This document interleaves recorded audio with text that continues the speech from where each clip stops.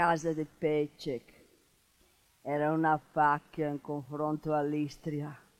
Arrivava la Maricca dei Corniar con quel suo cesto di vimini carico di loganiche che a Trieste chiamano cranio. «Je naš praščič domaci», la diceva. Questa è la verità. Altro che le ciacole senza fritole di quell'altro là, il vate. Quando che il signor Jaroslav Pecek pranzava manzo bollito coi capuzzi garbi e gli diceva: «Guardatemi, mangio come l'imperatore». E era vero, perché anche a Franz Josef gli piaceva il manzo coi capuzzi garbi. No, non mi piace, l'odore dei capuzzi non mi piace.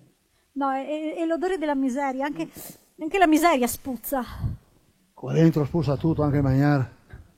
E mi ricordo che quando si andava a Vienna mio papà mi portava prima all'opera e poi al caffè Sacher che era lì vicino. E appena entravi un profumo di dolci ti avvolgeva, ti saziava, ti inebriava. Vienna, che città di sogno!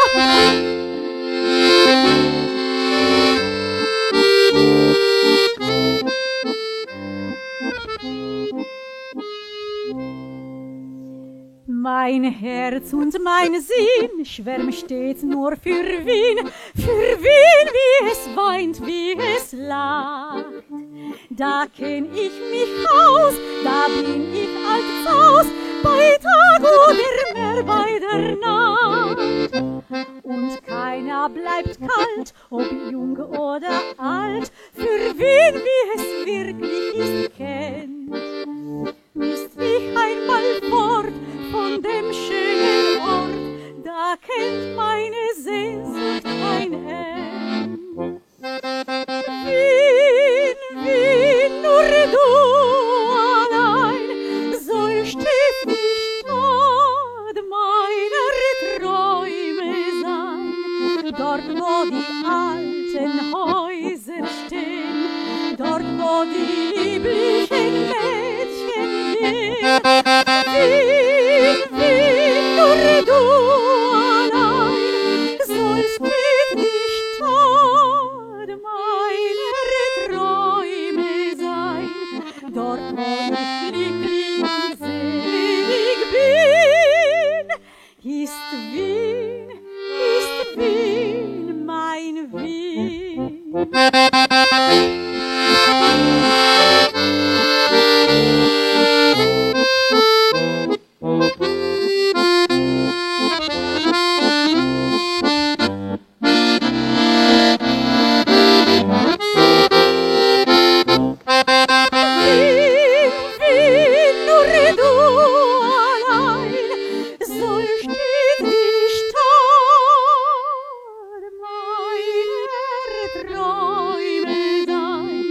Dort, wo ich glücklich und selig bin, ist Wien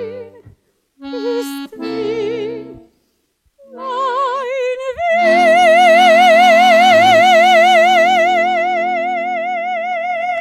Bravo, bravo. Bravo. Vin, un buon bicchiere di vin e l'odore di casa mia. Questo mi manca, le putizze, l'odore della pinza, dell'orecchiata e il profumo del goulash della domenica. E qua spuzza tutto de ranzido e de spagnoletti. Profumo. Che cosa ne volete sapere voi del profumo? Io adesso lo so, perché voi non potete capire la grandezza del vate. Il profumo è tutto, e tutto è nel profumo. Me lo ha detto lui guardandomi fisso. Perché io allora non avevo ancora capito quanto lui fosse grande, quanto lui fosse in alto rispetto al fango dove noi ci muoviamo. L'ho capito il giorno che gli ho portato 2 cavalli. 2 cavalli. I più bei cavalli che avessi mai visto, di una bellezza straordinaria. Sono arrivato da lui a torso nudo, in segno di devozione e stima per i suoi principi. E quando lui è apparso, calmo, luminoso come sempre, avvolto in una vestaglia che sembrava volare, ha guardato questi cavalli come se quella bellezza dipendesse da lui. E quando mi ha detto di portarli nelle stalle, allora, insieme alla sua voce, è arrivato alle mie narici anche il suo profumo. E allora ho capito. Per la prima volta ho sentito l'odore dei cavalli e delle stalle e il mio odore, che in confronto a quella fragranza sembravano provenire direttamente dall'inferno. A lui non serve parlare per aprire le menti, a lui è sufficiente esistere. Esistere. Sì. Con un poco di sostanza però, no? Geniale, inventori di profumi, mode, cibi, slogan, basta che rendi, ecco insomma. Io prima della guerra lavoravo come giornalista all'Indipendente, un giornale di Trieste, e ero collega di Silvio Benco, amico del Vate, e un giorno in via di Confidenze il Benco mi mostrò il carteggio con il Vate ed era chiaro che il suo comandante, caro, il suo comandante D'Annunzio, Gabriele D'Annunzio. Sì, certo, lo rigirava come un calzino, come lui voleva, certo, il suo comandante.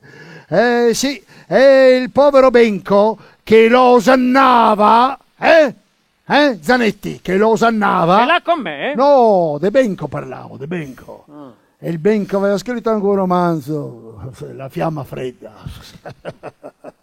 Un D'Annunzio così all'acqua di rose, come l'irredentismo del povero Benco, anche quel all'acqua di rose. Sì, ha ragione, caro Zanetti, ha ragione. E il Vate era grande, sì, perché lui era eccessivo e alla gente che piaceva leggere quel che non poteva essere, ecco. Lui profumava e la gente spusava. Una sera erano da poco arrivati gli italiani. In casa del signor Pecek è arrivato il dottor Simone Simon, un simpatico medico ungherese che lo usava a giocare a scacchi col mio parò. Ma quella sera il mio padrone tardava e così ci siamo messi a chiacchierare. Volevo cavargli i passerini perché non stavo capendo niente di quel che succedeva. E sono venuta a sapere che a Trieste c'era un certo Segre, amico di D'Annunzio, che era venuto con l'ordine di italianizzare le banche e con personale di fidata fede italiana, e che quindi il signor Pecek, mio padrone, che anni prima aveva favorito lo sviluppo economico slavo, rischiava di brutto. Difatti la mattina dopo la moglie del signor Pecek mi ha chiamato e mi ha detto che loro si trasferivano tutti a Lubiana, tutta la famiglia, che se volevo potevo andare con loro. Ma io le ho detto grazie signora, le ho detto, ma a me se mi manca il mare mi manca la vita. Tornerà la vita di una volta, no? No signorina Frank, non tornerà. Oramai tutto è in rovina, il nostro mondo è in rovina. Sa, signor Michelic, ero felice una volta. Viaggiavo, andavo in Italia, andavo soprattutto in Toscana, Firenze, Pisa, Livorno. Avevo pochi anni, ero piccola e mi portarono ad esibire a Torre del Lago, a casa del compositore Giacomo Puccini, che aveva scritto una romanza per il varo del brigantino del marchese Ginori.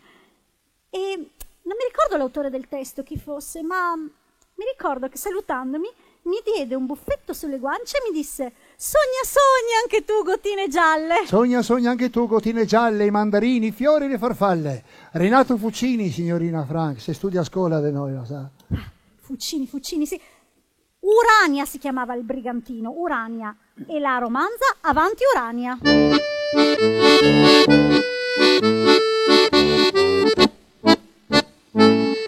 non ho l'ali pur quando dal molo lancio la prora al mar. Fermi gli arcioni sul potente volo si librano a guardar. Io non ho pinne pur quando i marosi di un legno s'affrontar. Trepidando gli squali ardimentosi si mettono a guardar. Simile il mio signor, forte nel petto e pur dolce nel cor. Anch'io la fiamma in petto, anch'io di spazio, anch'io di gloria Spagna. Avanti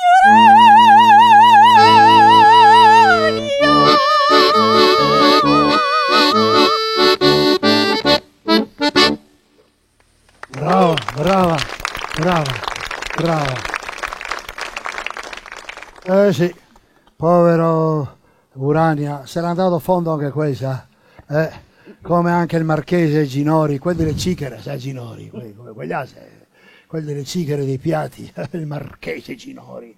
Tutto è andato a fondo, signora mia, tutto, anche le grandi barche militari, anche la Viribus Unitis è andata a fondo, quella che ha portato Francesco Ferdinando a Trieste da Sarajevo, tutto a fondo è andato.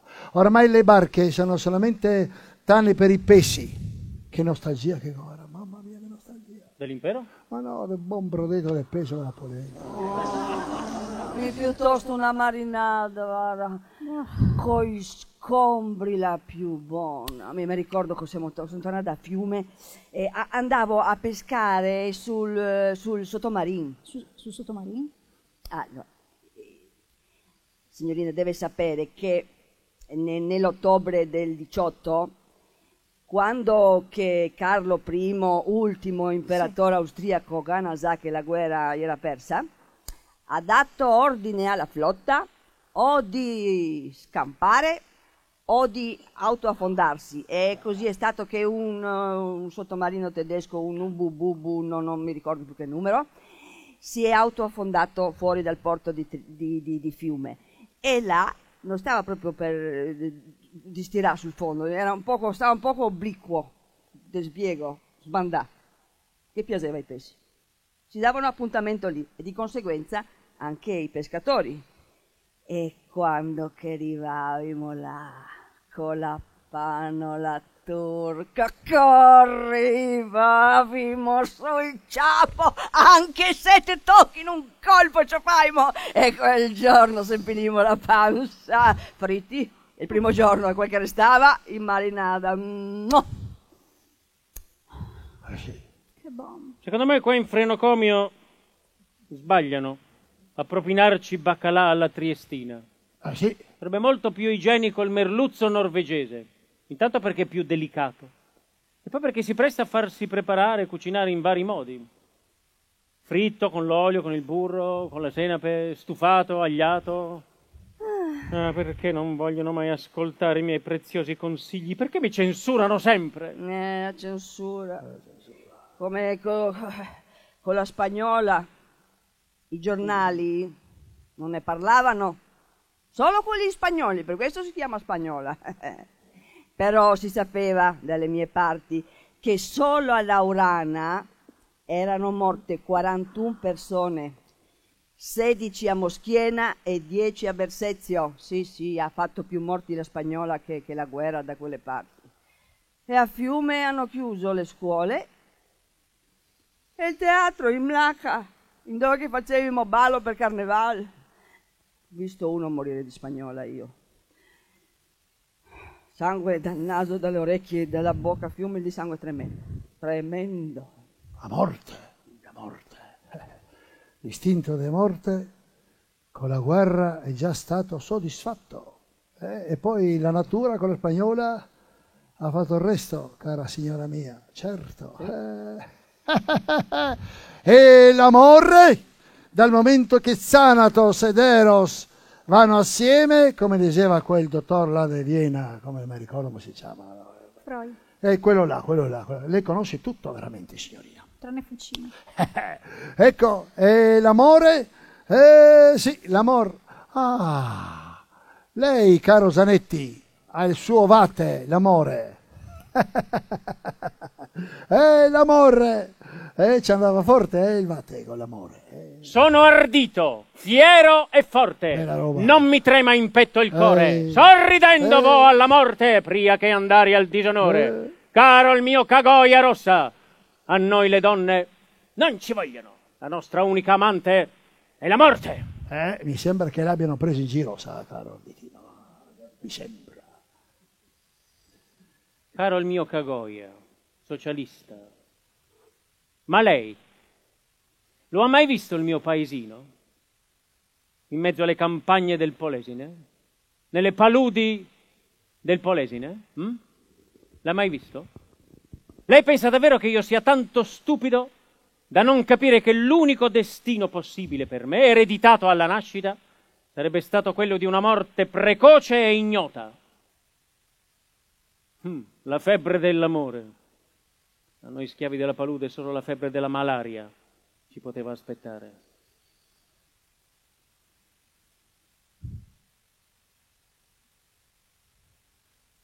Lui, il Vate, almeno un giorno da borghese me lo aveva offerto. E io l'ho preso. Che cosa dovevo fare? Quella vestaglia profumata e tutte le donne che lo osannavano. Chissà, magari sarebbe potuto capitare anche a me. L'amore. 12 bocche da sfamare e 24 braccia da sfruttare. L'amore.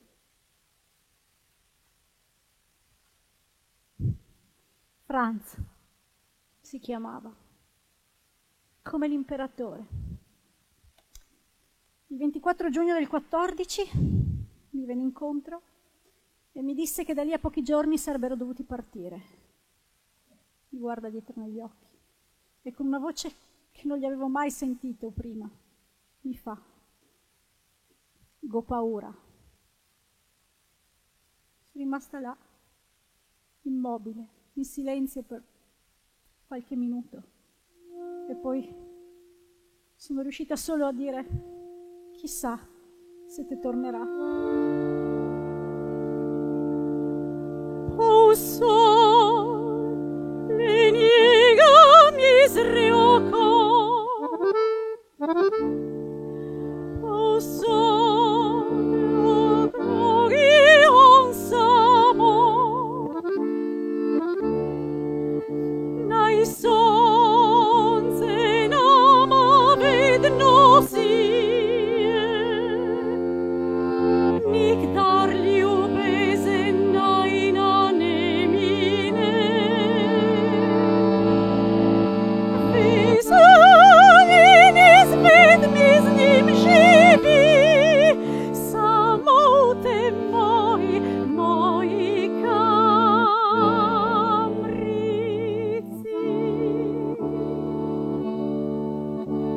З ним єзвідина мазбе,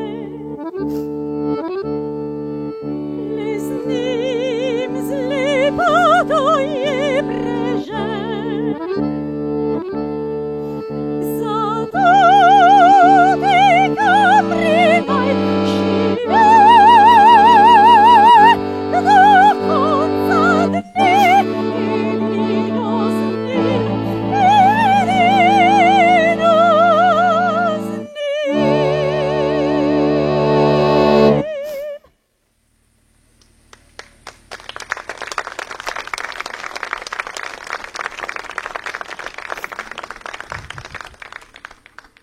Lei lo aspetta ancora, signorina. Lei, Duchamp, saca al comunal, lei, y que se llevó viva esta putena. Se Senti Ninetta, coccola, la morsa è una gran cosa, e scalda, smagna e stuzzica, infinché se sposa. Sposarsi Maria Vergine, la se è una brutta cosa. Metti da parte i scrupoli e vien con mia a ballar. Sì, lascia da parte i scrupoli e andiamo al comunal. Al comunal sempre.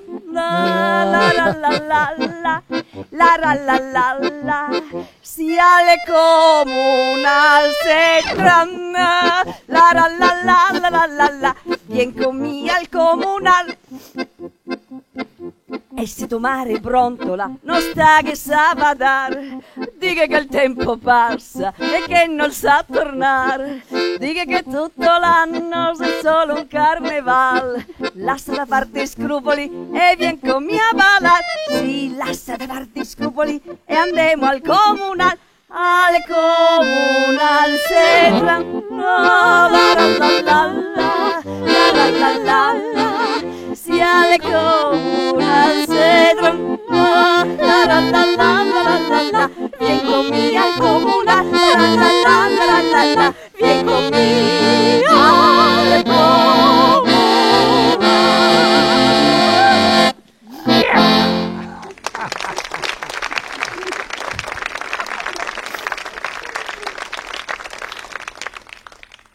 Trieste, Frenocomio di San Giovanni, 28 ottobre 1922. Zuppa di pane bigio, grammi 400. Baccalà, centilitri 15. Polenta, grammi 300.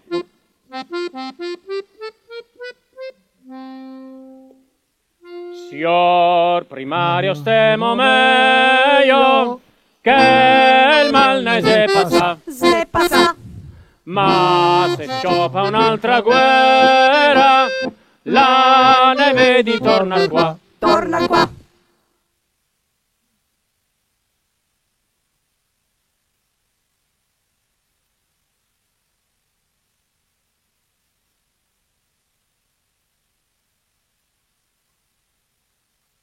E quindi?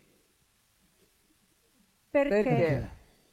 La guerra ha un quindi? E insalate, capel de paia, la vestaia pendolò. Piccheremo sta marmaia dell'ottava divisione. Piccheremo sta marmaia dell'ottava divisione. C'è!